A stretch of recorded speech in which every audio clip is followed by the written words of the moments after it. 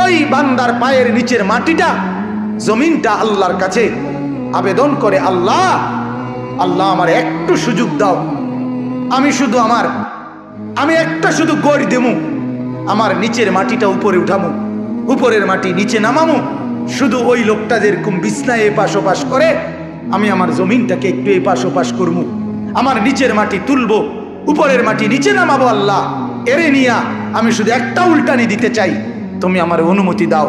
রব্বুল আলামিন তখন বলে ওই জমিনকে, না তুই এমন করিস না, ও যে আমার বান্দা, ওরে না আমি বানাইছি, আরে আমি বানাইছি। এই জমিন আমি কায়নাত আমার হুকুম দিয়ে বানাইছি, আর ওরে আমি হাত দিয়ে বানাইছি, আমার হাতে বানাইছি, আর নাক আমি লাগাইছি, আর চোখ আমি লাগিয়েছি, আর কান আমি লাগিয়েছি, আর হাত আমি লাগাইছি। আরে আমি সেই মাওলা, যে মাওলা কুন বললে ফায়াকুন, যে মাওলা ভ বললে হয়ে যায়।